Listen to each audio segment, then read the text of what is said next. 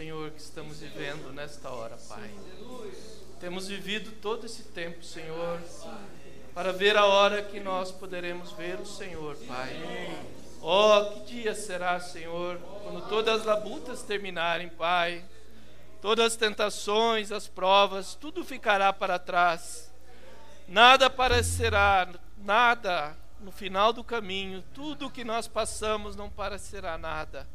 Oh, ajuda-nos, Senhor. Eu sei que estamos numa batalha, Pai. Eu sei que às vezes, Senhor, somos atingidos nessa batalha, Pai. E às vezes os teus filhos adquirem cicatrizes nessa guerra, Pai. Mas nessa noite estamos aqui, Senhor. E tu disseste em tua palavra, porventura não há bálsamo em Gileade? Deus, nós cremos que há bálsamo em Gileade nessa noite, para curar todas as nossas feridas, Pai, para nos elevar a um nível mais alto, Senhor, para nos elevar, Senhor, a uma fé perfeita na tua palavra, Pai.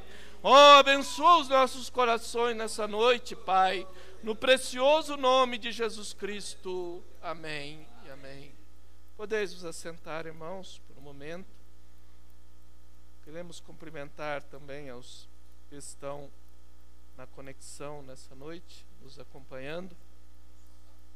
Lembrando que na próxima quarta, o pastor estará aqui juntamente com esses ministros que vieram dos Estados Unidos. 2 pastores estarão na quarta. E, pelo que eu entendi, haverá um culto na sexta também, né? Sexta, né, Marcelo? Sexta também haverá um culto especial, que normalmente seria aquele culto que nós temos de oração, antecedendo a ceia. Mas dessa feita será um culto especial, aproveitando esses 2 pregadores que têm vindo. Tem sido de grande bênção as suas mensagens. Então nós queremos ter o coração aberto para sempre recebermos, né? Nós sempre queremos ser humildes para recebermos aquilo que Deus nos envia. Então teremos o culto na quarta, com a presença deles, na sexta, no sábado e no domingo. Então, vocês façam um esforço para virem, né? Nesses dias, eu creio que vocês serão ricamente recompensados. As pessoas que não vêm ao culto não imaginam o que elas perdem. Um culto como esse, né? Um hino como esse. Isso eleva a tua alma, isso te encoraja. Você vê que está a hora que nós tanto esperamos. Estamos a um passo de ver a Ele em toda a sua glória, em todo o seu esplendor. Oh, por isso o irmão Branda diz, irmão, se você não sente desejo de vir à igreja, é hora de começar a orar. Algo está mal com você, ele diz. Porque se o amor de Deus estiver no nosso coração, nós vamos desejar estar reunidos, ter companheirismo, ainda mais num primeiro dia da semana. É um dia de adoração. O Mombrana chega a dizer que a pessoa peca se ele vai pescar, se ele vai caçar, se ele deliberadamente fica em sua casa também. Eu creio que o profeta, ele nos advertiu disso. Mas o que se pode fazer? Se o Espírito Santo não vivificar isso no coração das pessoas, o rapto vai acontecer e eles vão ficar em casa no domingo. E um domingo ou outro eles vão vir à igreja e vai chegar aí, a coisa já se foi. Será dessa maneira, irmãos. Mas nós não podemos fazer nada, mas nós gememos, porque nós gostaríamos que as pessoas captassem a hora que estamos vivendo. Mas oramos apenas que Deus seja misericordioso. Amém? Você de Curitiba que está me ouvindo e congrega aqui, é para você isso. Diretamente para você. Se você quer aceitar, isso é para você. Antes de eu pregar, eu gostaria de ler aqui umas pequenas linhas sobre um assunto que também pode ajudar alguém, né? Embora tenhamos esmiuçado muito essas coisas, mas sempre, às vezes algum não vem, o outro ainda não captou bem. Então eu gostaria de ler aqui um pequeno resumo sobre o fim da era de Laodiceia, para nós entendermos como que é isso, né? No Velho Testamento, o sumo sacerdote entrava atrás do véu no lugar santíssimo e aspergia sangue sobre o propiciatório 7 vezes. Após executar essa obra, ele mudava de vestimenta. e aparecia diante da congregação usando uma nova vestimenta. Ezequiel 42, 14. Quando os sacerdotes entrarem, não sairão do santuário para o átrio exterior, mas porão ali as suas vestiduras com que ministraram, porque elas são santidade, e vestir-se-ão de outras vestiduras, e assim se aproximarão do lugar pertencente ao povo. 44:19 de Ezequiel. E saindo eles no átrio exterior, ao povo no átrio exterior, despirão as suas vestiduras com que ministraram, e os porão nas santas câmeras, e se vestirão de outros vestidos, para que não santifiquem o povo estando com as suas vestiduras. O Senhor Jesus Cristo é o nosso sumo sacerdote. Ele entrou no lugar santíssimo no céu, sendo ele tanto o ofertante como a oferta. Ele mesmo foi a oferta pelos nossos pecados, pois o sangue que trazia era o próprio seu. Atrás do véu ele aspergiu o sangue 7 vezes, e liberou uma porção do seu espírito 7 vezes. Em cada era ele condescendeu de sua misericórdia uma porção ao seu povo. E ele aspergiu o sangue 7 vezes, intercedeu pela ignorância do seu povo atrás do véu. O mesmo que, como uma sombra, o sacerdote fazia no Velho Testamento. Após as 7 eras serem concluídas, o Senhor Jesus apareceu diante das pessoas, não no seu próprio corpo físico, mas usou uma nova vestimenta, usou um vaso chamado William Branham, operando assim o ofício do Filho do Homem. Durante as eras ele foi Filho de Deus. O irmão Branham fala isso na mensagem à brecha. Esse livro não é revelado até que as eras da igreja e as eras denominacionais tenham acabado, e não haver mais tempo. Vem isto? Isto só é revelado após a era da igreja e as eras denominacionais terem acabado. Essa mensagem é a brecha, ele cita isso. A brecha entre as eras da igreja e os selos. Não havia maneira dos selos serem revelados dentro das eras, pois isso acontece no 50º dia, jubileu. De 50 em 50 anos soava para toda a nação de Israel uma trombeta, anunciando o ano do jubileu. E eles contavam 7 vezes 7, que dá 49. Após isso vinha o 50, o jubileu. As 7 eras foram os 49 anos de contagem até o jubileu. Cada era representa 7 anos. 7 vezes 7, 49. Pois a 7ª era, após o terminar da 7ª era, veio a mensagem. Um trombeteiro tocando uma trombeta, anunciando o tempo do jubileu. Por isso, antes de pregar sobre o primeiro selo, ele pregou a brecha entre as eras da igreja e os selos. Levítico 25, 8, 9. Também contará 7 semanas de anos, 7 vezes 7 anos, de maneira que os dias das 7 semanas de anos te serão 49. Então, no mês 7º, aos 10 do mês, farás passar a trombeta do jubileu. No dia da expiação, fareis passar a trombeta por toda a vossa terra. Após as 7 eras da igreja, soou para nós a trombeta do jubileu, isto é, Apocalipse 10:7. Mas nos dias da voz do 7º anjo, quando tocar a sua trombeta. No livro de Levítico era no mês 7º, aos 10 do mês. Apocalipse 10:7. O ano do jubileu trazia liberdade a qualquer israelita que houvera perdido sua herança. Se houvera ficado por escravo, sua libertação lhe era concedida. Mas, se por algum motivo não quisesse a liberdade, não quisesse deixar o Senhor para quem trabalhava, levavam ele no templo e lhe furavam a orelha. E mesmo que vivesse para alcançar outro jubileu, não tinha nunca mais o direito de reivindicar sua liberdade. Por isso que para o sistema denominacional, mesmo que agora é 50 anos do jubileu, que os selos foram abertos, nem que eles quisessem, não haveria mais condição. O sistema denominacional morreu, porque eles rejeitaram quando o jubileu foi tocado ali em 63. Após os 49 anos das eras da igreja, soou a trombeta de Apocalipse 10, anunciando o jubileu. Lemos em Zacarias 14, 6 e 7. E acontecerá naquele dia que não haverá preciosa luz, nem espessa escuridão, mas será um dia conhecido do Senhor. Nem dia nem noite será, e acontecerá que no tempo da tarde haverá luz.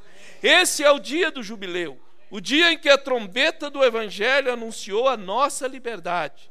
Em Apocalipse 18:4 lemos assim: E ouvi outra voz do céu que dizia: Sai dela, meu povo.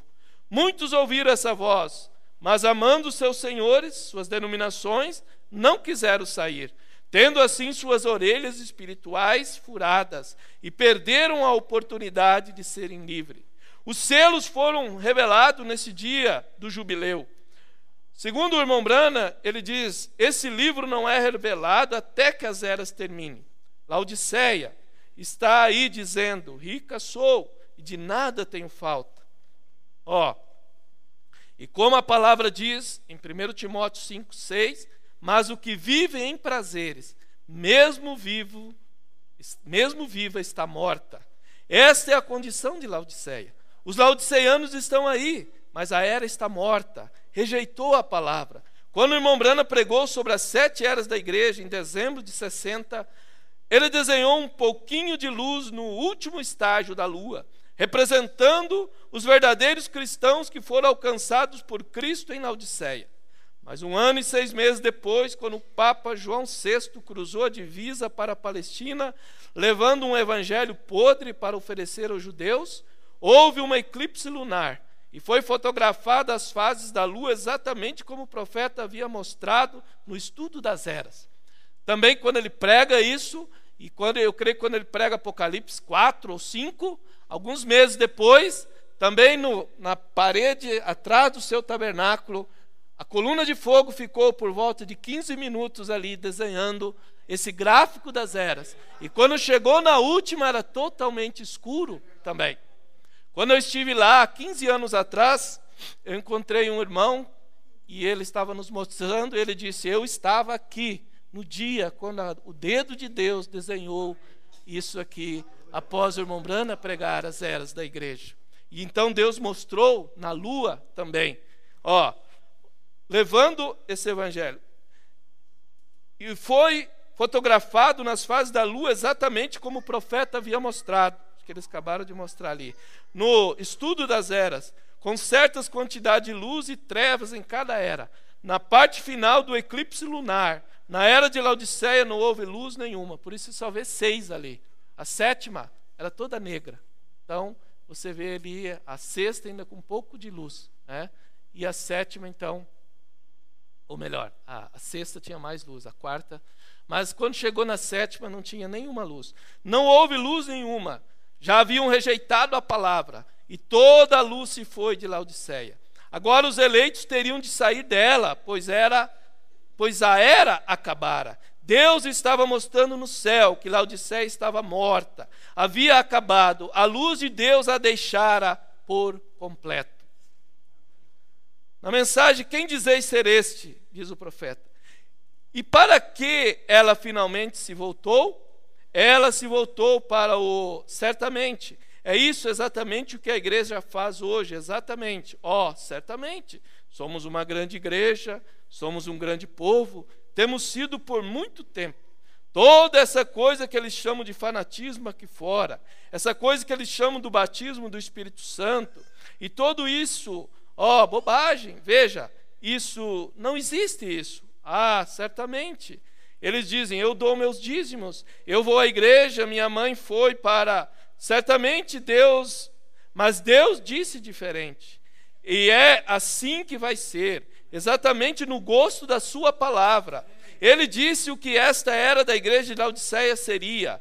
Tem um livro especial saindo sobre isso muito em breve, o Senhor permitindo. Vejam, desta Laodiceia, para mostrar que ela já terminou, que ela está selada ali e Cristo está ao lado de fora. Nunca disse que ele voltou a entrar novamente, vocês sabem.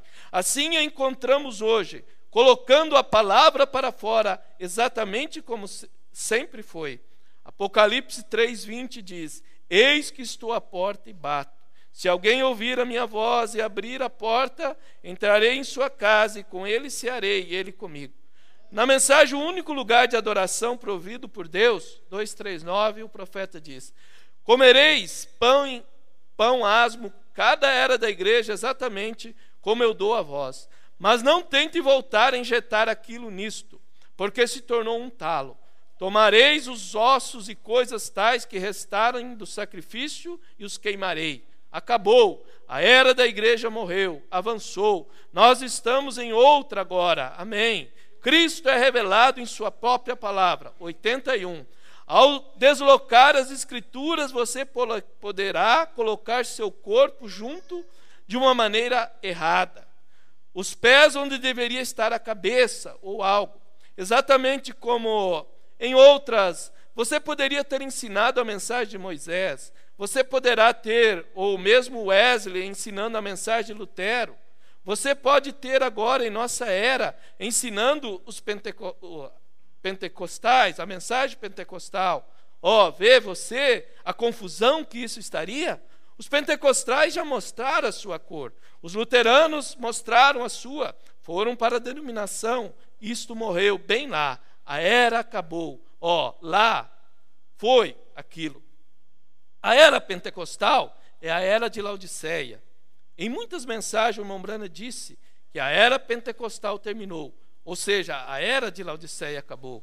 Na mensagem O Futuro Lar, ele diz no 201, e nós estamos finalizando a 7ª era da igreja, a era pentecostal. Vê você isto? Estamos entrando à santa convocação. Mensagem, eventos modernos são esclarecidos por profecia. 56. Não estamos vivendo numa era pentecostal. Estamos vivendo em outra era. Veja, não estamos vivendo em uma era metodista. Estamos vivendo em outra era. Estamos vivendo aqui em cima para a era da noiva, o chamado da igreja para fora e reunindo-o para o arrebatamento. Na mensagem O Futuro Lar, 204. A era de Lutero terminou, a era metodista terminou, a era pentecostal terminou. Em que entra agora? Na eternidade. A eternidade é Cristo. Por isso Efésios 1:15 diz que ele tornaria a congregar na plenitude dos tempos todas as coisas do céu e na terra em Cristo. Então agora ele tornaria a congregar tudo em Cristo, a palavra em plenitude, o Filho do Homem, que é a palavra, tudo isso agora ia ser congregado nele. Por isso as eras denominacionais terminaram. A eternidade é Cristo, a palavra. É nisso que entramos agora. Na era da noiva, na era do Filho do Homem, o 8º dia que vai de volta ao primeiro. A era efesiana mais uma vez. Pois Malaquias 4 nos leva de volta à fé de nossos pais, os apóstolos. Esta é a era em que estamos vivendo. Fisicamente, estamos no Éden satânico, na escura Laodiceia, mas espiritualmente somos os chamados para fora. Estamos como João, seu corpo estava na rochosa ilha de Pátimo, mas em seu espírito foi elevado ao dia do Senhor. Na mensagem, o lugar de adoração provido por Deus, o profeta diz: agora, em que igreja você está? Você está em uma denominação? Se você está, eu categoricamente lhe digo agora, você está em Laodiceia. Porém, se você está em Cristo, você é uma nova criatura e está na igreja do Deus vivo. Amém? Finalizando a mensagem, a festa das trombetas, 64. Se eu viesse com a mensagem de Pentecoste, eu estaria na era da igreja de Laodiceia e isto não estaria certo. Amém? Por isso estamos na era da pedra de coroa. Amém? Amém. Graças a Deus, né? Para termos uma compreensão disto, né? Então, nessa noite nós vamos falar um pouco. Nós temos retornado após alguns dias. Eu creio que o pastor vai deixar para ele falar mais sobre a viagem. Ele, né? Ele que foi vamos dizer assim, o capitão, líder da viagem, né? Porque sempre que nós estamos com o pastor, nós sabemos o nosso lugar, né? E sempre nos pomos de lado, né? A ovelha sabe, quando o pastor está ali, ela sabe que o seu lugar é sempre seguir o pastor. e eu poderia falar muita coisa da viagem, mas eu vou deixar para ele. Eu creio que esse mérito pertence a ele, falar o que está no coração dele sobre a viagem, né? Mas eu quero dizer que foi muito, muito abençoado, né? Tivemos em lugares muito sobrenaturais, tivemos aonde Deus visitou o profeta, 7 anjos vieram da eternidade, onde aquele redemoinho veio e cortou a copa das árvores e jogou pedras em forma de pirâmide por todos os lados, e nós conseguimos, a Tereza conseguiu uma pedrinha em forma de pirâmide, algumas lá, que ainda estão esparramadas ali, naquela região ali, como o profeta disse que aconteceu quando o juízo foi pronunciado, em 64, né? Então, foi muito bom, mas vamos nos pôr de pé, que o meu assunto é ler a Escritura agora. Tivemos no Tabernáculo Brana, bons cultos ali também, em todos os lugares. E os cultos lá também é tudo de 3 horas, né, Mansoni? Nos 3 lugares. Tabernáculo Brana foi 2 horas e 45 minutos. Nova York umas 3 horas, em Louisville umas 3 horas. Então, não é 45 minutos lá não, como alguém pode pensar. Foi 2 horas e 45 minutos. O pastor Collins pregou, e aí depois veio a fita do irmão Brana, que nós também ouvimos, né? Vamos... o pastor Collins tem 87 anos, mas ainda tem muito vigor. Ele foi um ministro desde a época do irmão Brana. Ele estava contando que a primeira vez que o irmão Brana disse: você vai pregar na quarta? E ele, ficou, não posso. O irmão Brana disse: não, você vai pregar domingo. E insistiu com ele, e ele se sentiu tão incapaz, mas certamente o profeta, com os olhos de águia, estava vendo que ele seria o pastor um dia naquela igreja. E quando o irmão Neville partiu em 74, então ele já era um auxiliar, e ele assumiu e está ali, quase aos 90 anos já, mas ainda está ali pregando a palavra, né? Vamos ler Salmo 22. Deus abençoe todos os visitantes que vieram nessa noite também. Eu creio que vamos falar de uma maneira simples, que todos vão entender nessa noite, que o Evangelho, na verdade, é simples, né? O Evangelho não é difícil de entender, não. Tem pessoas que às vezes dizem: o povo não vai entender selos, não vai entender trovões. Claro que vai, pois Deus trouxe a sua palavra para os simples, e é os simples que entendem, né? Os grandes é que passaram de alto, não puderam entender, mas nós, é para nós. Vamos ler alguns versos do Salmo 22. Deus meu, por que me desamparaste? Por que te alongas das palavras do meu bramido e não me auxilias? Deus meu, eu clamo de dia e tu não me ouves. Tu não me ouves, e de noite não tenho sossego. Porém tu és santo, o que habita entre os louvores de Israel. Em ti confiaram nossos pais, confiaram e tu os livraste. A ti clamaram e escaparam, e em ti confiaram e não foram confundidos. Mas eu sou verme, não homem, opróbrio dos homens, desprezado do povo. Todos os que me veem zombam de mim, estendo os beiços e maneio a cabeça, dizendo: confiou no Senhor que o livre, livra-o, pois nele tem prazer. Mas tu és o que me tiraste do ventre, o que me preservaste estando ainda nos seios da minha mãe. Sobre ti fui lançado desde a madre. Tu és o meu Deus, desde o ventre da minha mãe. Vamos ler a partir do 29, finalizando. Porque os grandes da terra comerão e adorarão, e todos que descem ao pó se prostrarão perante ele, como também os que não podem reter a sua vida. Uma semente os servirá, falará do Senhor de geração em geração. Chegarão e anunciarão a sua justiça ao povo que nascer, porquanto ele o fez. Vamos orar. Pai celestial, esse salmo está falando do Senhor Jesus, o seu sofrimento, o Espírito de Cristo em Davi, falando que o Senhor passaria. Mas aqui, como nós acabamos de ler, havia uma semente que o serviria e falaria do Senhor de geração em geração. Pai, nós ainda cremos que somos essa semente nessa noite, e estamos aqui para falar do Senhor, e o Senhor é a palavra. É por isso que queremos falar da Tua palavra nessa noite. Perdoa os nossos pecados e abençoe nossos corações. No nome de Jesus. Amém. Podeis assentar, irmãos. Eu coloquei ali um título para falar nessa noite, como intitulei o Ministério de Cristo.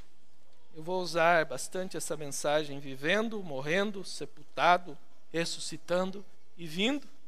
Também a mensagem ao nascer do sol, algumas citações aqui.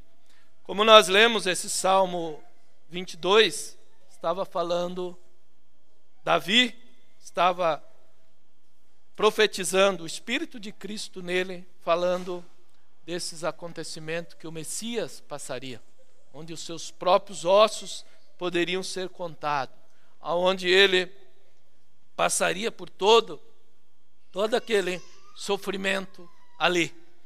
E o irmão Brana pregou essa mensagem aqui em 59, numa manhã de Páscoa, ao nascer do sol. Então ele pregou esta mensagem. Eu quero tomar alguns parágrafos ali. Falando desse dia, que ele havia acabado de ler, Salmo, ele disse: nunca houve uma vida vivida como a dele, porque ele era Deus, manifestado em carne. Nunca deixe ninguém lhe dizer que Jesus não era Deus. Não aceite nenhum argumento que tente fazer ele menor do que Deus, porque isso é anticristo. Ele é Deus feito carne. E esse espírito de anticristo está rondando a mensagem, e nós, como pregadores, devemos alertar o povo. Nunca aceite ninguém te dizer que Jesus não era Deus. Nunca aceite ninguém fazer dos atributos de Deus uma personalidade. Não, nunca creia nisso, porque ele era Deus. Amém? Manifestado em carne. Quando ele nasceu, ele era a expressão do que Deus, o Pai, é. E Deus, o Pai, sendo amor, então Jesus era a completa expressão do amor de Deus. É por isso que Deus amou o mundo de tal maneira que deu o seu Filho unigênito. O único atributo que ele tinha para se fazer carne era esse atributo chamado Filho. Então esse Deus que enche o céu e a terra agora se confina em um corpo chamado Filho. E então isto foi a expressão do amor de Deus. Então aquilo mostrou o que é Deus, qual é a natureza de Deus. Por isso Jesus era Deus, porque ele estava expressando a natureza do Pai.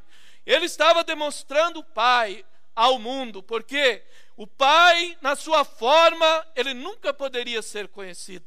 Mas quando ele tomou a forma e se vestiu de um filho, de um corpo de carne, então as pessoas podiam olhar e dizer: aí está ele agora, ali está Deus, ali estava o Verbo feito carne. Isto é os indignos aos indignos de serem amados. Ninguém era digno de ser amado, mas Deus veio para amar aqueles que não eram dignos. O irmão Brana conta nessa mensagem da graça sobre a história daquele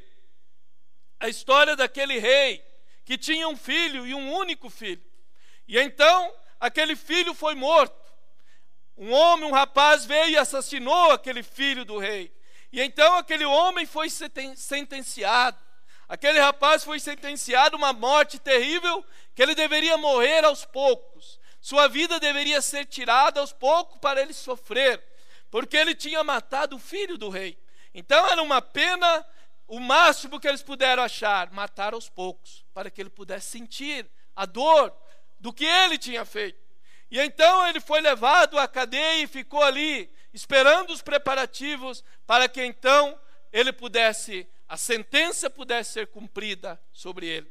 E então diz que um dia o rei desceu àquele lugar para ver, e ele chegou e perguntou: por que você matou o meu filho? O que o meu filho fez com você? O que ele fez para receber tal morte da maneira que você o matou? Golpeando com uma lança até a morte? E esse rapaz disse: nada, meu senhor. Coisa alguma, simplesmente a minha própria imprudência minha própria maneira, eu o matei porque eu tinha inveja dele. Eu peguei em meu desequilíbrio mental e o matei. E disse: agora eu vou morrer sob a sua justiça, Senhor. E eu reconheço isso e sei que mereço isso. A única coisa pela qual estou chorando é porque eu sinto muito por ter matado um homem real como aquele, sem nenhuma causa. Então esse rapaz estava num sofrimento muito grande. E diz aqui que ele não comia por dias. E ele estava ali delgado, magro, porque realmente ele estava arrependido. Ele estava realmente contristado por ele ter, naquela ignorância, ele ter matado esse homem que era um justo, o filho do rei. E então, sem nenhuma causa, e o rei virou, bateu seus calcanhares e saiu. E foi até uma escrivaninha e disse: destruam todas as anotações, você sabe, coloquem-os no mar do esquecimento. Destruam todas as anotações, leve-no e tragam, e eu enviarei um manto para ele. E depois de algum tempo, uma grande carruagem encostou, chegou até a porta, e quando chegou, o tapete foi estendido até a porta da prisão. E o rei se pôs de pé na parte de trás do carro e disse: venha, meu filho, vamos para casa comigo, para o palácio. Colocou o manto de rei ao redor de seus ombros e disse: de agora em diante você é meu filho. Por que ele fez isso, diz o profeta? Porque ele mostrou misericórdia. Ele realmente viu que aquele rapaz estava arrependido. Ele viu que se aquele rapaz tivesse uma chance, ele nunca faria aquilo. Foi isso que Deus viu em mim e você um dia. Ele nos viu pecando, Ele nos viu adulterando, Ele nos viu bebendo, Ele nos viu em casa de má fama, Ele viu você, mulher, usando roupas imorais, mas Ele olhou lá no fundo do coração, como Ele olhou para a samaritana, como Ele olhou para Maria Madalena, como Ele olhou para o ladrão da cruz. Ele sabia que se eles tivessem uma oportunidade, nunca mais eles fariam aquilo.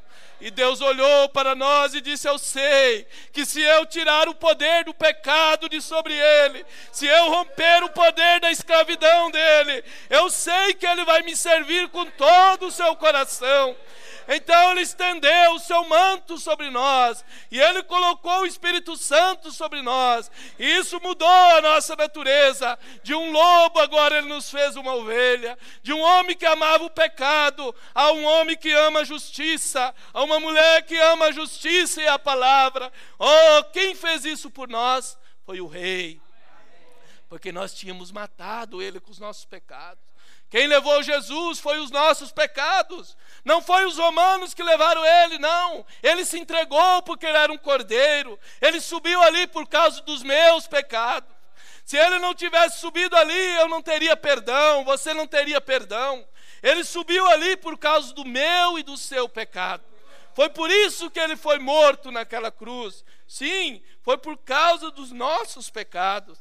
E eu penso, diz o profeta, que em sua vida aqui, ele estava expressando Deus.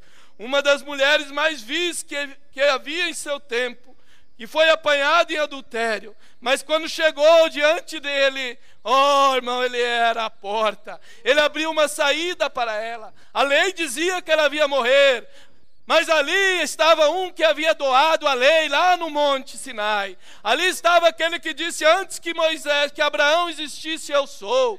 Moisés viu o meu dia. Se cresces em Moisés, creriam também em mim. Irmão, ali estava ele, e ele pôde dizer: eu também não te perdoo. Vai e não peque mais. Porque o doador da lei é o único que pode mudar a lei. A lei dizia que devia morrer, mas agora o doador da lei estava ali, e agora ele estava abrindo a graça para nós, a misericórdia para nós. Ele demonstrou isso na sepultura de Lázaro, depois que seu amigo havia morrido. Ele, depois que a morte os tinha colocado em silêncio, mas ele ainda se preocupa conosco. Oh, mesmo depois que nós formos à sepultura, se um dia chegarmos aí, você não se preocupe, porque aquele mesmo Jesus que chamou Lázaro, aquela mesma voz chamará a cada um dos que estão na sepultura, e eles ainda virão antes de nós, e nós teremos que ver a eles para sermos transformados. Então os que morreram estão em melhor condição ainda, porque eles já estão no paraíso, e eles simplesmente virão ainda antes do que nós, porque nós vamos ver a eles para sermos transformados. A Bíblia nos diz que ele chorou. O que foi isto? Seu grande coração amoroso. Sim, ele ainda é Deus e nos ama. Oh, sim, ele era a expressão de Deus. E oh, como eu creio que ele anseia por ver seu povo tão ungido com seu Espírito, que pudéssemos ir uns aos outros, quando em provações e problemas, e expressar a simpatia. Oh, sim, expressar a simpatia dele. Por isso, o irmão Brana diz que vida eterna é viver para outros. É nós procurarmos fazer a vida do outro um pouco melhor. Talvez você pense que é dinheiro que ele precisa, mas às vezes não é dinheiro, às vezes é uma mão estendida de amor, de misericórdia. Às vezes é você chegar e dizer: irmão, ainda há chance para você, ainda há misericórdia para você. É você ir ao pecador e dizer: eu conheço um Deus que mudou a minha vida, Ele pode mudar a tua vida também. Eu conheço um Deus que enviou um profeta para essa era, que trouxe a palavra em sua plenitude e restaurou o batismo em nome de Jesus Cristo para nós. E você pode ser batizado em seu nome e receber a promessa do Espírito Santo. Por isso, vida eterna é viver para outros. Há um provérbio que diz: quem não vive para servir, não serve para viver.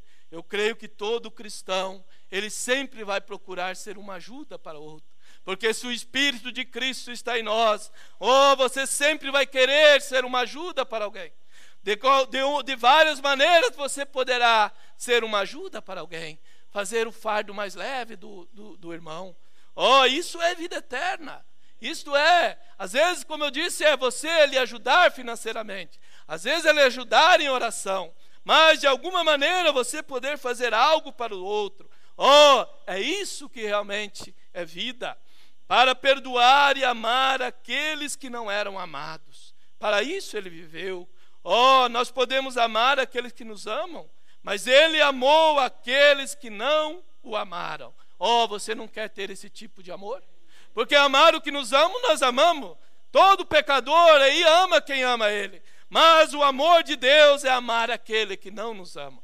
Aquele que nos criticam, que nos chamam de falso, que nos chamam de todo nome ruim. É esse que nós queremos, que eu quero ter o sentimento de Cristo para poder amar.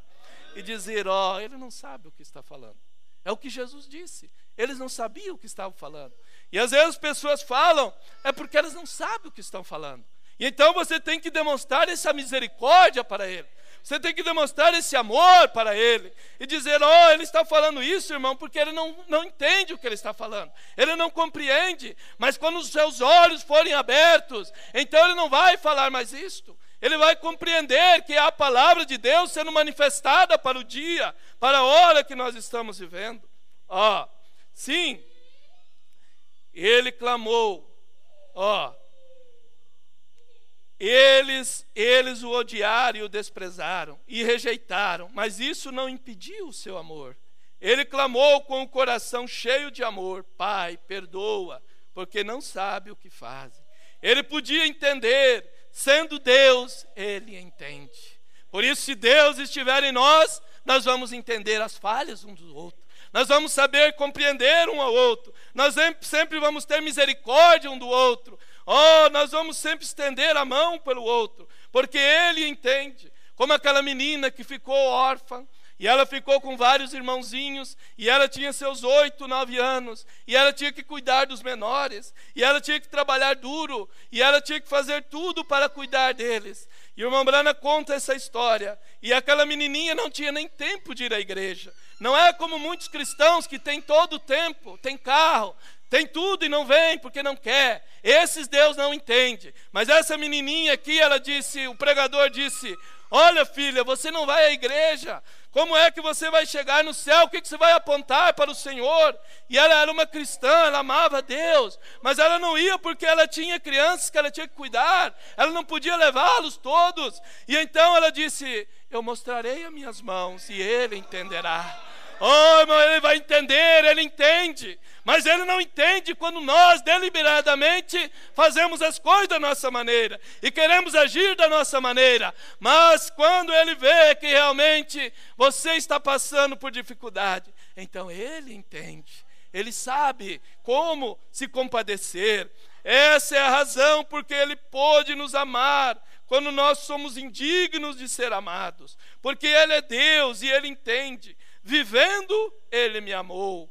Morrendo, ele me salvou. Oh, a pena do pecado é a morte. Mas quando ele subiu ao Calvário, ali estava o meu nome, ali estava o seu nome. Todos os eleitos estavam dentro daquele corpo ali. E quando ele abriu os seus braços e estendeu, e aqueles cravos romanos furaram-lhe os pés e as mãos, e ele clamou: Deus meu, por que me desamparaste?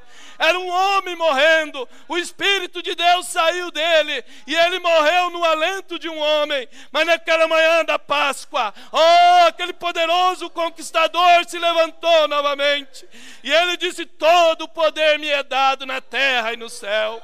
Oh, ide e pregai o evangelho a toda criatura, aquele que crer e for batizado será salvo. E nós estamos aqui nessa noite proclamando o seu evangelho. Nós somos as sementes do sangue, nós somos resultados do Calvário. Oh, por isso a Bíblia diz: quando a sua alma fosse posta por expiação, Deus ia ver o valor daquele dia no Calvário. Oh, por isso que o sangue está diante dele. Toda vez que o pecador vem arrependido, oh, hoje ele não é mais um cordeiro sangrando, mas o cordeiro sangrando está diante dele. E então ele pode olhar e dizer: você está perdoado. Por isso, para obter perdão, você tem que olhar no Calvário. Você tem que sentir que ele morreu por mim e por você. E então você entende que aquela morte foi no teu lugar. E quando você se identifica com o Calvário, oh, na mente de Deus sempre há um cordeiro sangrando ali por nós. Sim, eu não podia, ele entende essa razão pelo que ele pode nos perdoar. Porque todos nós éramos culpados. Sim, todos nós. Ele veio não somente para ser visto na terra, mas ele veio para morrer como um sacrifício. Este é o amor de Deus. Ele não veio para ser visto, mas ele veio para morrer como um sacrifício. Por isso ele disse: como posso eu passar dessa hora? Pois para isso que vim ao mundo. Quando o diabo entrou em Pedro e começou a dizer: não, Senhor, tu não deve morrer. Jesus disse: eu vou a Jerusalém, o Filho do Homem será entregue, como diz as Escrituras. Ele sabia o que a Escritura dizia dele. Ele era a própria Escritura. E o diabo entrou em Pedro e disse: Senhor, tu não vais fazer isso. Oh, tu tens poder, tu podes se livrar disso. Jesus olhou e disse: para trás de mim, Satanás. Não era Pedro, era o diabo usando Pedro ali para tentar. Veja como o diabo pode chegar tão próximo. Ele estava ali rodeando e ele usou o próprio Pedro para tentar repreender a Jesus. E Jesus disse: para trás de mim, Satanás, porque ele sabia que ele tinha que cumprir a Escritura. Sim, Abel expressou isso quando ele ofereceu um sacrifício mais excelente que Caim. Por isso, quando Deus olhou Abel vindo com um cordeirinho, Abel talvez não sabia o que ele estava fazendo, mas a inspiração levou ele a fazer. Algo na sua alma mostrou que o pecado deveria ter sido por causa de sangue. Então, ele tomou um cordeirinho e trouxe e cortou a garganta daquele cordeirinho, e o sangue jorrando para todo lado. Caim deve ter olhado e dito: olha, esse meu irmão se manchando todo de sangue, eu vou trazer o meu sacrifício aqui, todo ele limpo, flores, frutos do campo, tudo muito formoso. Ele pensou que aquilo, ele desdenhou do sacrifício do seu irmão. Essa é a semente de Caim. Eles ainda desdenham do sangue. Você fala do Calvário, fala de Jesus, eles não querem. Eles querem simplesmente a sua própria maneira. Mas quando Deus olhou Abel, Deus disse: oh, isso me agrada. Oh, Deus disse: isso é o que eu tenho em mente. Esse é o meu plano salvífico sendo expressado aqui na vida desse moço chamado Abel, porque ele era da semente real. Oh, por isso a verdadeira semente real é os filhos de Abraão pela fé. E essa semente de Cristo, ela se identifica com o Calvário, se identifica com o sacrifício. Oh, e ele se identifica com a palavra de Deus que é manifestada. E então Abel expressou o Calvário ali. Quando o Cordeiro de Deus foi morto desde a fundação do mundo, veio para tomar o lugar dos pecadores, culpados, e foi esmagado, e ferido, e zombado, e criticado. E enfrentou uma morte que nenhuma criatura poderia enfrentar, exceto o próprio Deus. E seus cabelos sangrentos pendurados em seus ombros, pingando no chão, expressaram uma coisa horrível que é o pecado. Oh, o pecado é uma coisa horrível. Deus não suporta o pecado, porque Deus é santo. E Ele não pode nem ainda suportar a presença do pecado. Por isso é que o pecado é uma coisa horrível. Quando você vê o que isso custou para Deus. Mas Ele morreu. Sabe por que Ele morreu? Ele morreu de desgosto, porque Ele veio para os seus e os seus não o receberam. Oh, Ele morreu com o coração partido, quando Ele sabia que as próprias criaturas do tempo pelas quais Ele morreria para redimir, cuspiram em sua face. Ele foi rejeitado pelo homem. Oh, então o ponto crucial, o que mais levou Jesus a morrer rapidamente na cruz, foi por causa do desgosto, porque ainda havia sangue nele ainda, quando a lança o cutucou. Mas ele chegou a uma tal angústia de desgosto, porque ele foi rejeitado. Ele foi mal entendido, e não há nada que magoe mais uma pessoa do que ela ser mal compreendida. Você faz tudo por alguém e ele te mal compreende. Aquilo lhe causa um desgosto, e foi isso que Jesus estava ali. Por isso esse médico disse para o irmão Branham: ele morreu há somente uma maneira pela qual aquilo pode ter acontecido. E não foi por causa da lança romana que ele morreu, nem pela perda de sangue, porque ainda havia sangue, mas foi por causa do desgosto. Ele morreu de desgosto. Ele foi rejeitado pelo homem. Por isso que quando Deus é rejeitado, aquilo causa desgosto nele.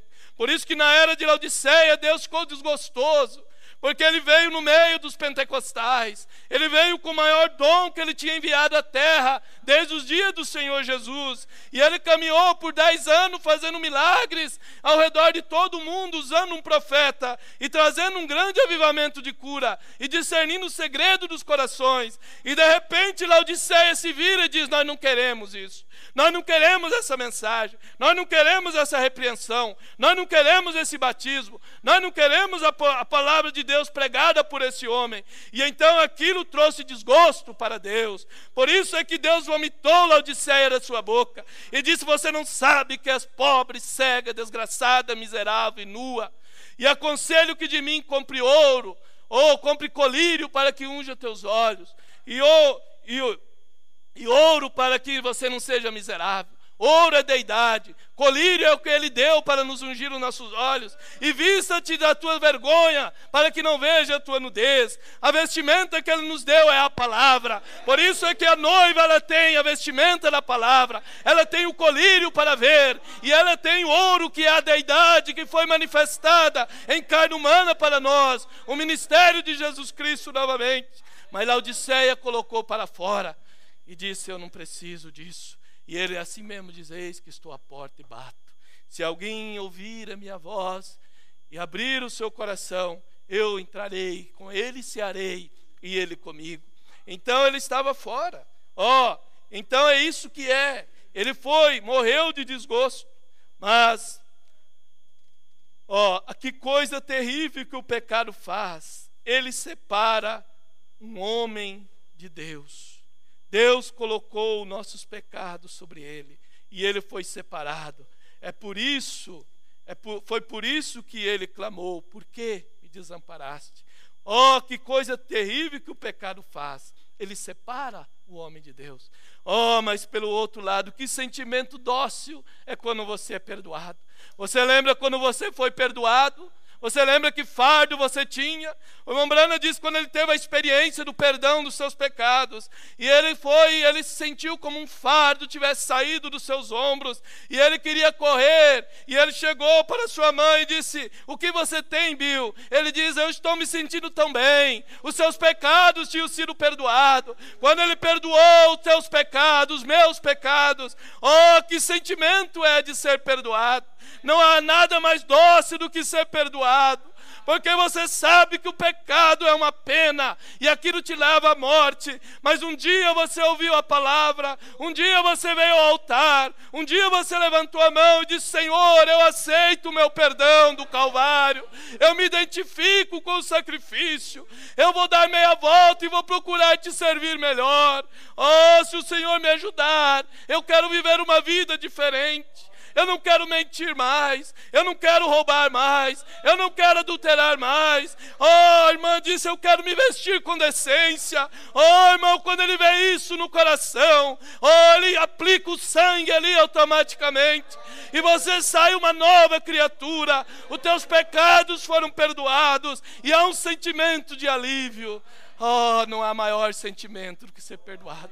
Eu sei o que é esse sentimento. Eu sei o que é ser perdoado. Eu sei o que é sentir a paz que só a doce pomba, o Espírito Santo, traz. Oh, então ele começa a guiar esse cordeiro. Oh, que coisa mais maravilhosa é ser perdoado. Não há maior sentimento do que isso. Saber que os meus pecados foram perdoados. Um dia eu estava tão carregado de pecado, mas quando ele me achou, então aquela carga foi levada. Oh, sim. E porque ele foi desamparado e tomou esse lugar e viu seu povo, que ele viera para ser seu Salvador e lhes oferecer vida, e eles o rejeitaram, e isso o afligiu muito. Seu coração foi tão quebrantado que o sangue, a água e as substâncias químicas de seu corpo separaram-se. Oh, por isto é um dos piores sentimentos, é ser rejeitado. Você vê muitos casos, muitos casais, pelo caso do amor-filho, quando um homem é rejeitado, aquilo leva a vida dele em pedaço. Quantos homens que foram rejeitados pelas mulheres, suas esposas, e eles simplesmente se tornaram umas pessoas que não tinham mais motivo para viver. Por quê? Porque é um sentimento terrível ser rejeitado. Principalmente quando uma pessoa ama outra, o marido, a mulher, ou vice-versa, e de repente você é rejeitado. Pense se você ama sua esposa e ela te trocar por outro. Que sentimento! É o pior sentimento, é ser rejeitado. Foi isso que Deus sentiu no Calvário. Ele amava tanto a Israel, ele enviou a lei, ele enviou os profetas, ele enviou as profecias do que o Messias seria. Ele disse que o Messias nasceria em Belém, que ele seria nazareno, e tudo o que falava, e que ele seria um profeta, tudo estava na Escritura. E quando ele vem e se manifesta, ele diz: Beelzebu, príncipe dos demônios. Oh, filho ilegítimo. Irmão, aquilo trouxe um desgosto tão grande, porque não esqueça que Jesus era homem também. Para morrer ele era homem, ele era tão homem quanto eu e você somos. Ele nasceu da mesma maneira, excetuando o nascimento virginal, mas ele tinha a mesma composição, os cromossomos que nós temos, tudo. Ele era um homem, exatamente como nós. Então ele tinha sentimentos humanos também, e aquilo desgostou tanto ele, porque aquilo o afligiu. É um sentimento terrível de ser rejeitado. Por isso o irmão Branham diz: quando eu era um jovem, meu pai era bêbado e ninguém queria falar comigo. Os Branham eram todos mal vistos, e eu vinha à cidade e eu queria ter companheirismo. Ele era um jovem, ele queria ter amigos, e ele diz: eu chegava e alguém estava falando comigo, de repente vinha outro, e eles simplesmente saíam e deixavam ele de lado. Ele diz que aquilo magoava tanto, era um sentimento de ser desprezado. Mas ele disse: hoje, pela graça de Deus, eu não posso sair da minha casa porque está cheia de pessoas querendo falar comigo. Oh, o que foi isso? Foi a graça de Deus que mudou a vida de um pecador para ser um homem, para viver para Deus. Oh, nós podemos também viver uma vida de vitória, irmão. Nós podemos ser cristãos verdadeiros desse dia. O que Deus fez com William Branham, Ele pode fazer com cada membro da noiva desse dia, porque ele apenas foi o primeiro que chegou à maturidade, mostrando que se nós cremos na mensagem dele e vivemos esse evangelho, nós também seremos vencedores desse dia. Oh, então esse é um sentimento terrível de ser rejeitado. Deus morreu. Ele morreu com o coração partido, com tamanha dor pelo mundo. Você não imagina que vergonha foi para Deus ficar pendurado ali no Calvário, na cruz. Eu sei que o crucifixo tem uma coisinha, que eles põem algo ao redor dele, da sua cintura, mas eles nunca fizeram isto. Isso só está ali porque o artista colocou. Eles tiraram todas as suas roupas. Não há algo mais vergonhoso do que ficar nu? Você, talvez, eu já tive sonho que você está nu diante das pessoas, você não sabe onde enfiar a cabeça, você não sabe o que fazer, que vergonha cruel. Você dá graça quando acorda. Imagina o Deus, o Criador do céu e da terra, nu diante de todos. E todos olhando para a sua vergonha. Aquilo era terrível porque ele era um homem. Ele tinha sentimento de pudor, mais do que qualquer um, porque ele era Deus, ele era santo. Ele nunca tinha cobiçado, ele nunca tinha feito nada mal. Nunca uma palavra má saiu da sua boca. Ele era a perfeição da perfeição. Ele era a obra-prima de Deus. E ali está ele nu diante das pessoas. Você acha que isso não custou tristeza para ele? Olhar a si mesmo nu, e as mulheres lhe olhando, e as pessoas lhe olhando, e ele não podia fazer nada, estava pregado. Oh, que coisa! Oh, você não imagina o que isso, vergonha foi para Deus. Oh, sim, eles tiraram suas roupas, ele teve que morrer nu diante do público. Oh, isso custou muito para ele. Isso lhe afligiu de uma maneira tão... Agora, o pecado foi condenado. O pecado não tem mais domínio. Quando ele gritou na cruz: está consumado, o pecado morreu. Agora está morto, acabou. O pecado está incapacitado. Você pode ser livre nessa noite. Você pode ser um homem fiel à sua mulher. Você pode ser um moço que vive em santidade nessa era perniciosa e maligna. Você pode viver uma vida pura. Você pode viver uma vida de vitória, porque o nosso Deus clamou: tudo está consumado. Oh, Ele tomou a minha e a tua vergonha. Sim, oh, o pecado está incapacitado. Quando o sol se escondeu, as estrelas não brilharam e a terra tornou-se negra, tudo estava sendo redimido. Oh, o corpo de Deus foi enterrado, pois foi a oferta pelo pecado. Esse Deus que não conhecia nenhum mal, sua vida foi dada, e ali estava pendurado a oferta do pecado. Enterrado, ele levou meus pecados. O pecado deve ser enterrado. É por isso que nós somos batizados, como um símbolo de sepultamento, morte e ressurreição. Você sai dali como para uma novidade de vida. É por isso que o batismo tipifica a morte, sepultamento e ressurreição. Quando o seu pecado, a sua velha vida lá atrás passou, você agora quer viver uma nova vida. Você quer viver uma vida de vitória. É por isso que o batismo foi instituído. Tipifica isto, a morte, o sepultamento e a ressurreição. Ele foi a oferta pelo pecado, na purificação do santuário. E essa oferta pelo pecado era que eles levavam 2 bodes. Lá no Antigo Testamento você encontra. E um bode era morto, e o outro tinha os pecados que eram colocados sobre o bode morto, colocados sobre o bode vivo. Lembre-se, Jesus era um carneiro, ele era um cordeiro, mas nesse caso ele se tornou um bode, porque ele se tornou o pecado. Sem pecado, ele se tornou o pecado. Ele era a justiça, porque ele era Deus, o cordeiro, mas ele se tornou um bode, pecado, para que ele pudesse ser a oferta pelo pecado, por mim e por você, de um cordeiro para um bode. Jesus foi representado em ambos os animais, ambos os bodes. E eles foi colocado sobre o bode expiatório. E o bode expiatório tomou os pecados do povo e foi para longe do deserto para carregar o pecado do povo.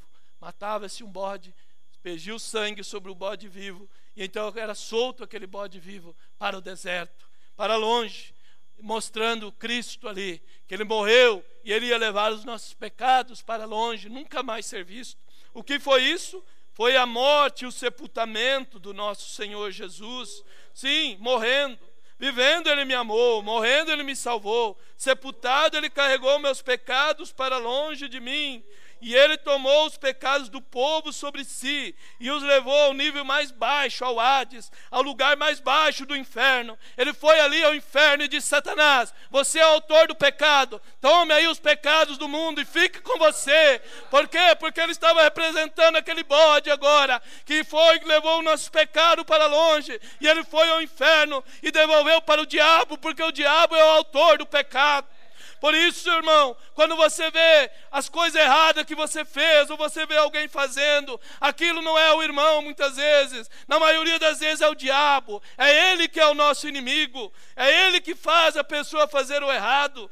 Na maioria das vezes a pessoa está lutando contra aquilo, está lutando para viver uma vida mais alta, mas ainda às vezes não conseguiu chegar ao nível que você está. Mas lembre, um dia nós estávamos lá, um dia nós começamos na fé, na caminhada. Então há os estágios na vida de um cristão, mas se ele é uma semente genuína, ele vai chegar realmente a produzir os frutos de Cristo.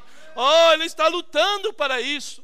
Enquanto você está lutando, Deus está ali para te ajudar, Deus está ali para te animar.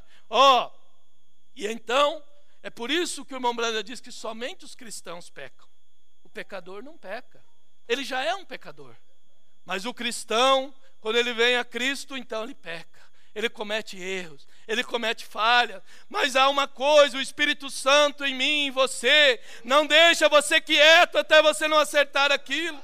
Um cristão não pode descansar enquanto ele não tem certeza que seus pecados foram perdoados. Por isso o irmão Branda diz que quando ele errou e cometeu aquela mentira, e ele pediu perdão a Deus, mas ele ainda não estava sentindo como se ele estivesse realmente perdoado, porque ele estava tão triste por ter magoado a Deus. E ele foi a um lugar orar e disse: Senhor, será que tu me perdoou? Mostra-me a tua glória. E diz que de repente um redemoinho veio vindo e passou por ele. Ele diz: que sentimento! Eu sabia que o meu pecado tinha sido perdoado. Irmão, Deus sempre dá um sentimento de paz para nós, quando ele vê que há um arrependimento genuíno no coração. Por isso, o irmão Branda diz: eu não creio em arrependimento sem lágrima.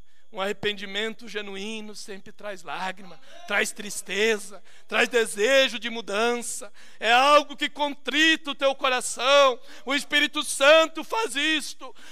Talvez nessa noite teu coração esteja sendo contristado, mas é porque Deus quer te dar vida. Deus quer que você arrependa dos seus pecados. Deus quer que você se levante e diga: Senhor, perdoa meus pecados. Eu quero continuar na batalha.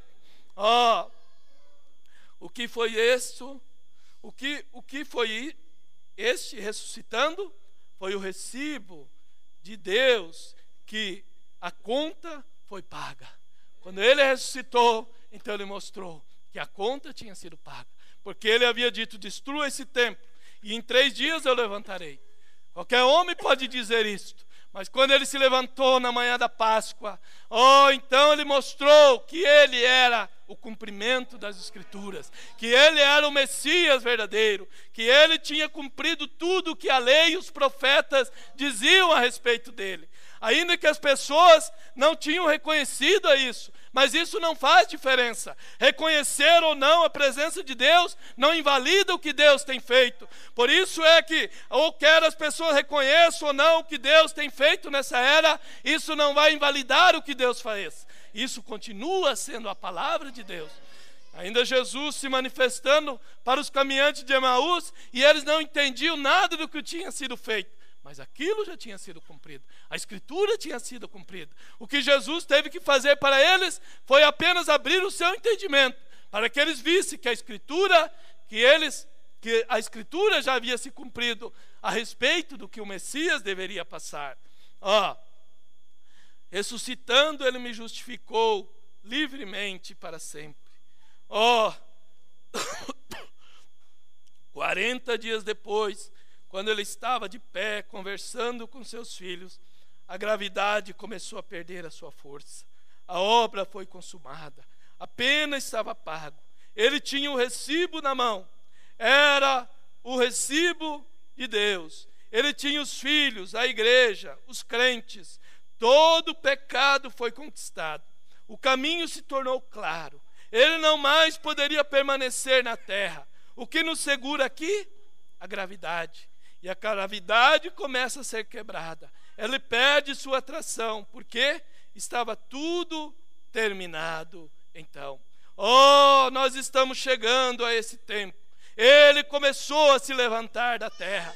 Nós estamos começando a chegar a esse tempo onde a gravidade, o pecado está perdendo a atração para os filhos de Deus. E eles estão sendo subidos ao nível mais alto.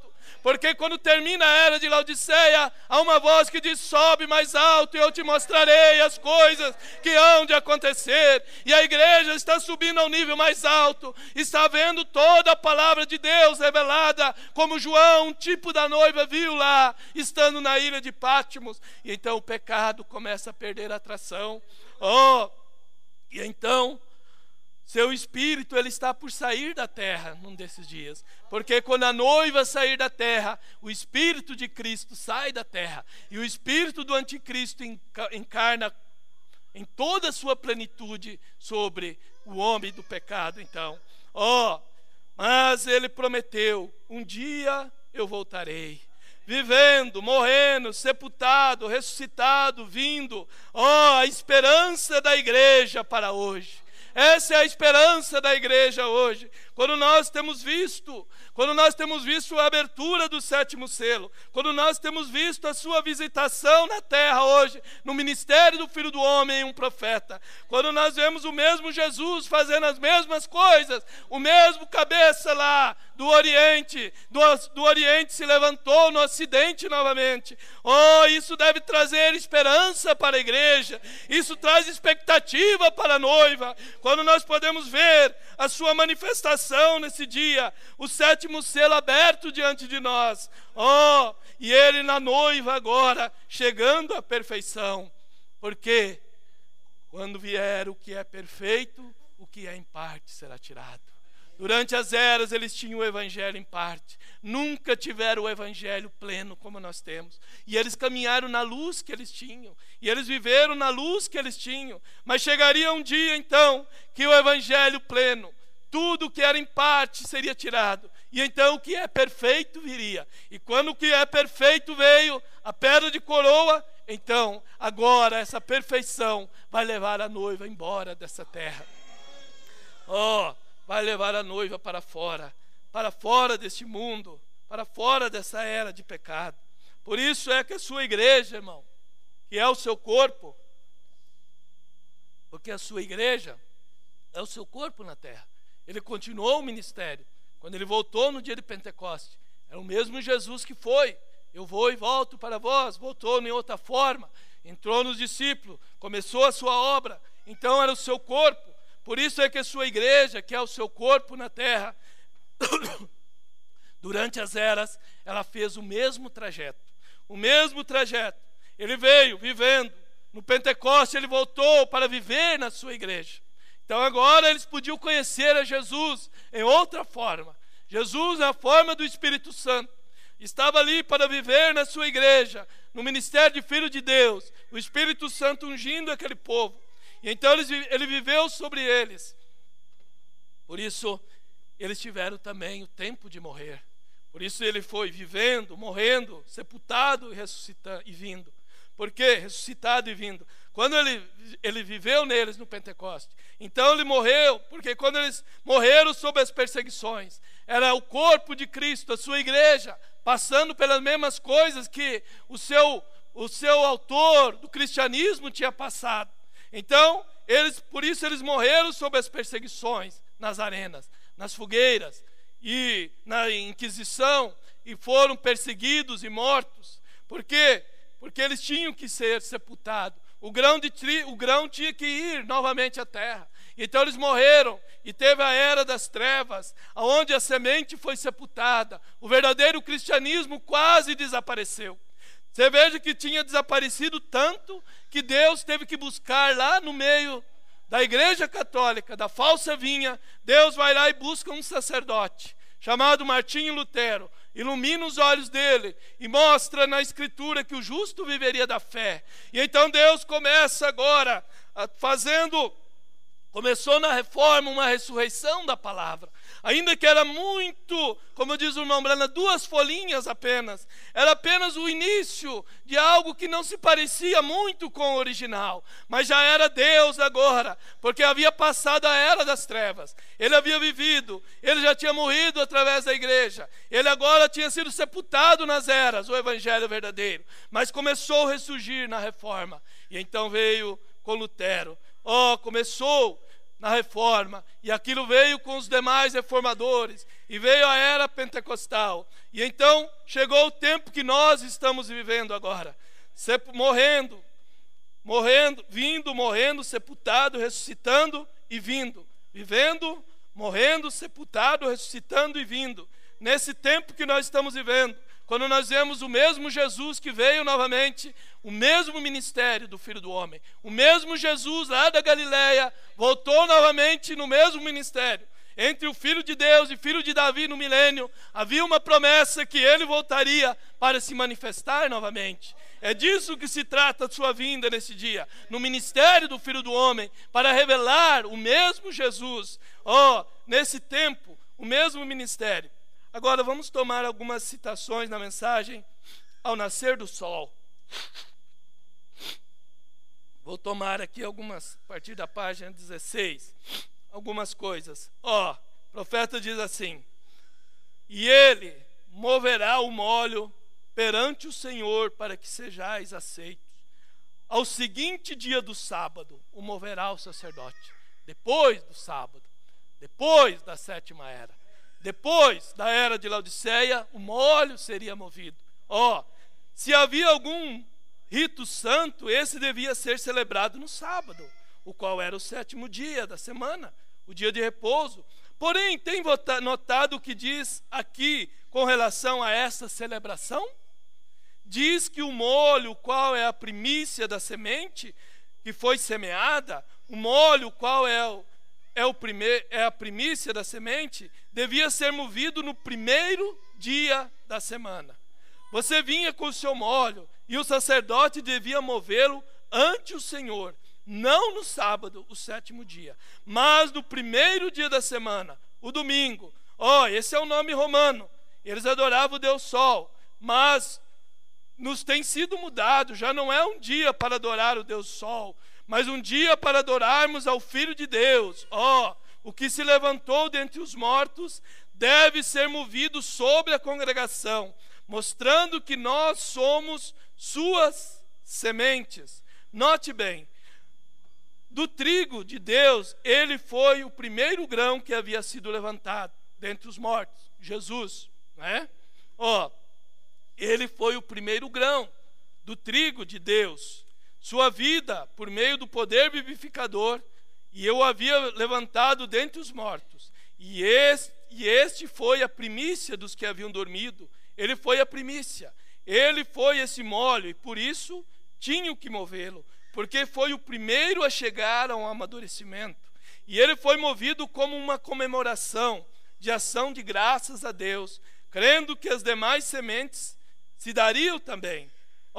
E ele foi o primeiro Filho de Deus que chegou ao amadurecimento completo, por estar em Deus. Foi levantado da terra e movido sobre o povo. Oh, que lição tão gloriosa! Foi pelo poder vivificador. Sim, ele havia sido tipificado muitas vezes, como veremos mais adiante.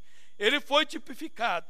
Porém, ele foi movido no dia de Pentecostes, quando veio um estrondo do céu como de um vento impetuoso, havendo sido movido e foi sobre as pessoas, o povo pentecostal, que estava ali esperando que descesse a bênção no dia de Pentecostes.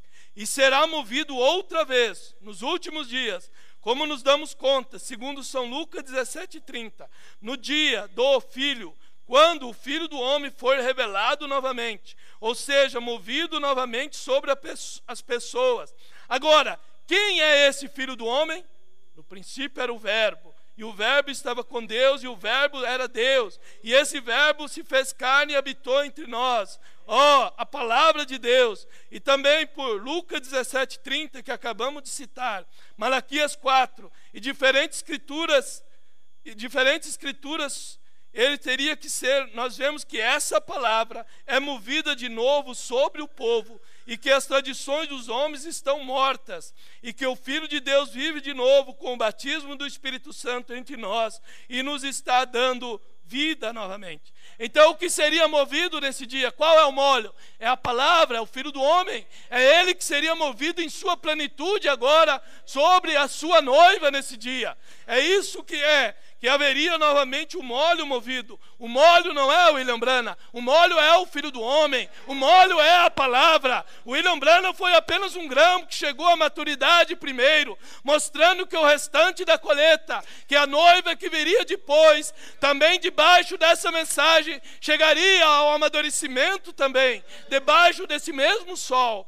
Mas o molho movido é a palavra, é o Filho do Homem, é ele que está sendo movido aqui nessa noite, é a palavra que está sendo movida aqui diante de nós. Assim como Cristo foi o primeiro a levantar-se da tumba entre os profetas e todos os demais, ainda que tipificado em muitos lugares como a primícia dos que dormiram, aqui, assim mesmo, na vinda de Cristo, no tempo da noiva, tirada da igreja, terá que haver nos últimos dias outro molho movido novamente. Que coisa! Na vinda de Cristo, a palavra em plenitude, o molho teria que ser movido novamente. Quando o anjo forte desce, então ele desce para abrir todos os selos e mover a palavra diante do povo novamente. Por isso diz o profeta, na vinda de Cristo, na vinda da palavra, na vinda do anjo forte, esse molho seria movido novamente diante do povo. Oh, o molho movido, oh, que coisa! E que coisa foi esse molho?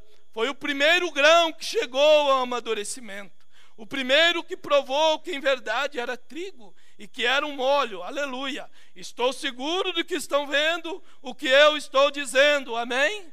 Oh, nós estamos seguros. Nós estamos vendo o que ele estava querendo dizer. Sim, ele foi movido sobre o povo. E pela primeira vez, diz o profeta, haverá na era da noiva uma ressurreição dentro do denominacionalismo tão escuro. Por isso é que há uma ressurreição agora da noiva, do meio do denominacionalismo tão escuro. Está havendo uma ressurreição, a palavra ressurgindo novamente. Oh, para trazer uma noiva também do sistema denominacional que estava morto. E então, estou seguro, uma ressurreição dentro do denominacionalismo tão escuro. Haverá uma mensagem mostrando que o amadurecimento completo da palavra tem voltado de novo em todo o seu poder, e que será movido sobre o povo por meio dos mesmos sinais e maravilhas, tal como ele fez no passado. Porque ele é o mesmo ontem, hoje e eternamente. Por isso, como eu disse ontem, o irmão Branham diz, suas infalíveis palavras de promessa, quando o aperto vier, então a plenitude, a manifestação da palavra falada virá em plenitude sobre a noiva. Por quê? Porque isso será novamente movido, e ele está sendo movido, mas virá um clímax total, e então isso tirará a noiva da terra, e ela irá embora para encontrar com o Senhor nos ares. Oh, nós estamos na porta disso. Nós estamos vivendo no tempo onde essa geração está por ver todas essas coisas cumpridas diante de nós. Oh, nós estamos vivendo nesse tempo tão maravilhoso, nessa hora de saída da terra. Será movido sobre o povo com os mesmos sinais, tal como ele fez no passado. E isso nós temos visto no ministério do Filho do Homem. E nós estamos vendo ele se movendo na noiva. Só que agora ele não está mais trabalhando com o mundo. Não é mais um ministério de cura divina. Isso teve a sua fase, foi para atrair as pessoas. O ministério do discernimento foi para atrair a atenção, mas agora não é mais o sinal, agora é a voz do sinal, é a palavra produzindo a noiva pura para esse dia. É o ministério de Cristo indo mais adiante. Estamos além de cura divina, estamos na plenitude da palavra. Cura divina os pentecostais tiveram, mas a plenitude da palavra eles rejeitaram. Mas a noiva recebeu a pedra de coroa, e então nós somos beneficiários da visitação desse anjo forte, Cristo, que veio para abrir toda a palavra para nós. Sim, esta é a hora que nós estamos vivendo. Ali esteve o primeiro molho que ressuscitou, o primeiro entre todos os profetas, o qual foi o Filho de Deus, o Rei de todos os profetas. Tem havido igrejas e mais igrejas, noivas e mais noivas, porém tem que haver uma, aleluia, diz o profeta. Haverá uma que será diferente, ela será aquela ave diferente. Ela será odiada por todas as denominações, mas ela será uma noiva que realmente agradará ao seu esposo, agradará a Cristo, porque ela será a palavra. Oh, tem que aparecer uma noiva verdadeira, tem que aparecer uma noiva verdadeira que não somente terá a mecânica, não é somente a mecânica, mas também terá a dinâmica disso. Por isso o irmão Brano diz: deixa esse povo que está tomando bem a palavra, que é a mecânica. Quando o aperto vier, a dinâmica virá em plenitude sobre essa noiva. Mas será para quem está tomando a mecânica agora, a palavra, vivendo corretamente, vivendo segundo a palavra, crendo na palavra, então a dinâmica virá em plenitude sobre todo o corpo, ao redor de toda a terra. E então o rapto acontecerá. Oh, tem que aparecer. Isso fará com que essa igreja se mova e viva no poder da sua ressurreição. Oh, amém. Mais umas citações aqui já, e logo estaremos terminando. Agora,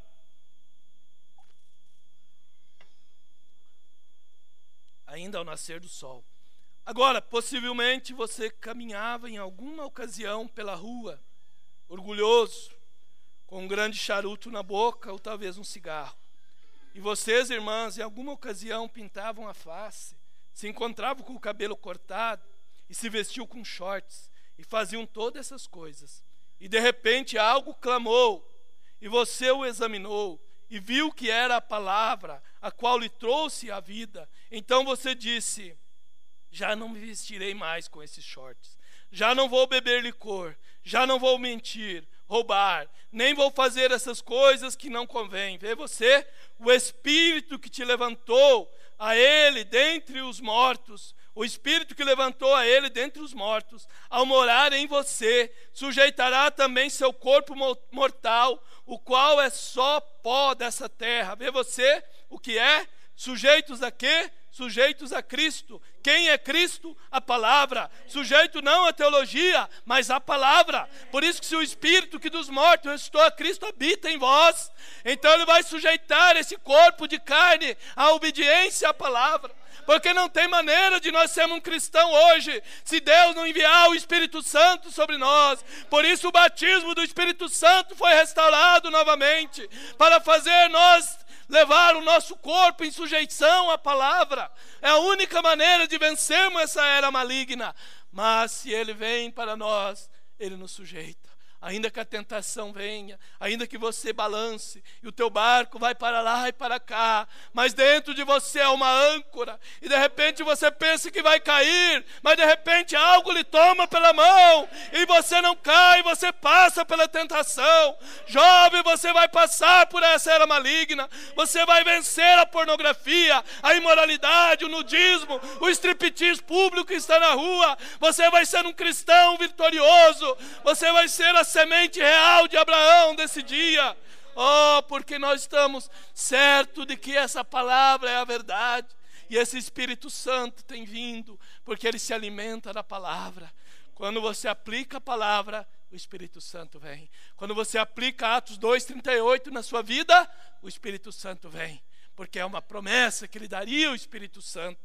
Oh, então ele se alimenta da palavra. É a palavra que atrai o Espírito Santo.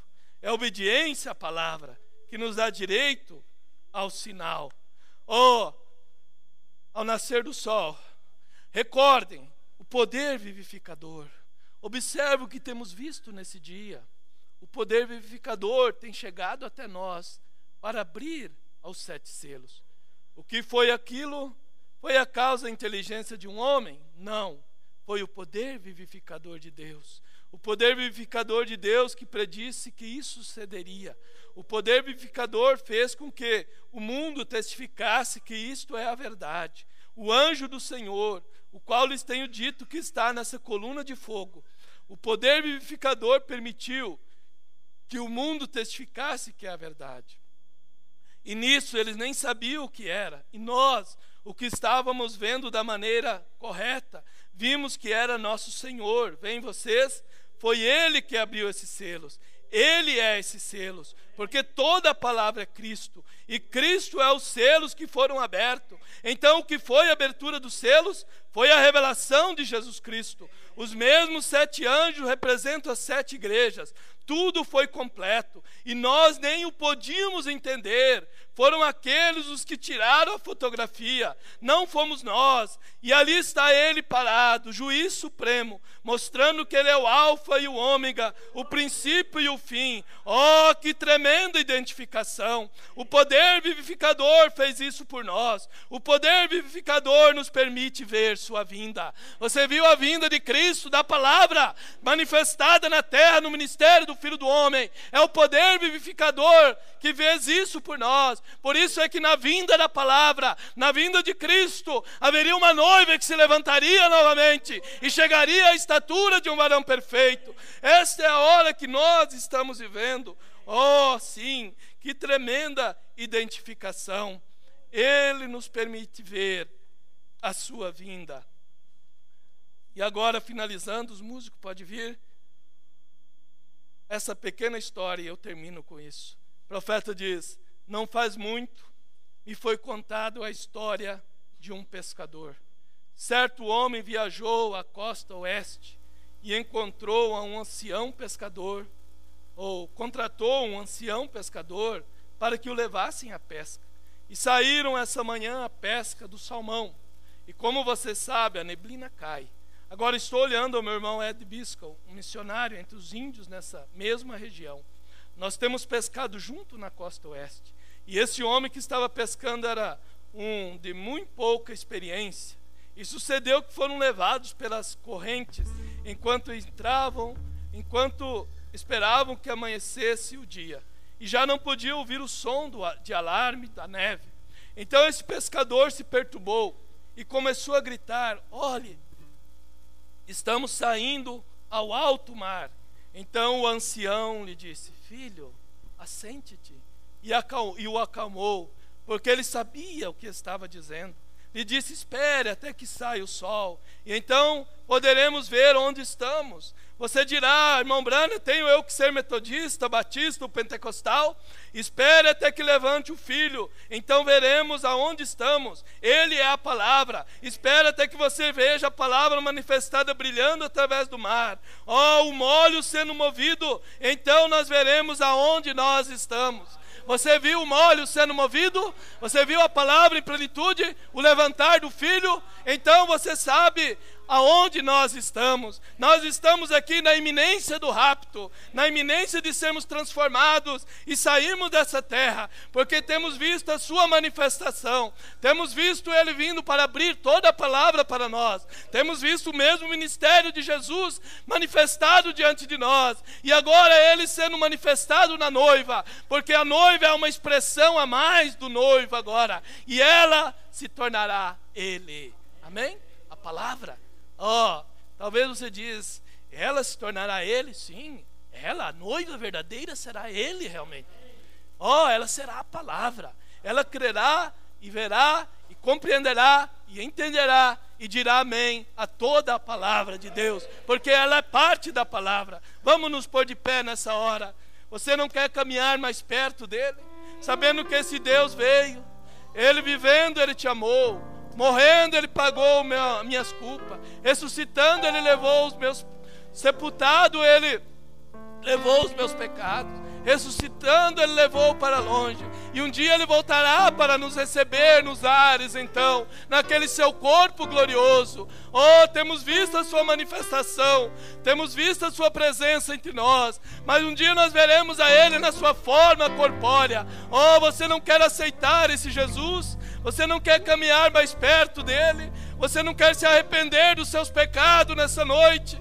Você não quer dizer, Jesus, eu quero viver mais perto do Senhor, eu quero ser um melhor cristão? Você não quer levantar a sua mão para ele nessa hora, sabendo que o pecado custou para ele, onde ele ficou nu, em vergonha? A coisa mais vergonhosa para um homem ficar nu diante das pessoas, e ali estava o Deus Todo-Poderoso despido na cruz, mas foi por causa dos meus e dos teus pecados. Você não quer aceitar esse Jesus na sua vida?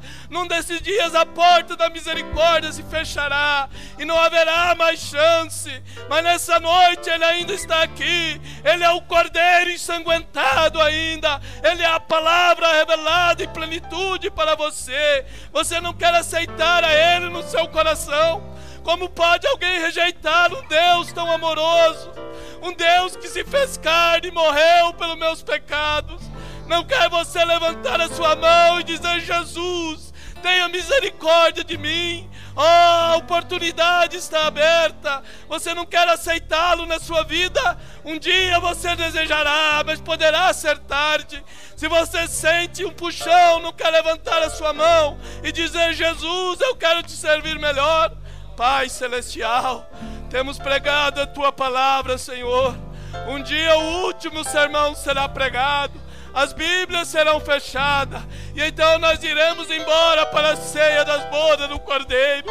Mas, Pai, nós temos que chegar a esse casamento aqui, nós temos que chegar a essa unidade com Cristo aqui, nós temos que nos tornar um com a palavra, porque Cristo veio, a palavra veio para nós. Jesus, ajuda cada um dos meus irmãos, ajuda cada pecador, alguém que não teve coragem de levantar a mão, alguém que está me ouvindo pela transmissão. Deus, que Tu seja misericordioso, Pai.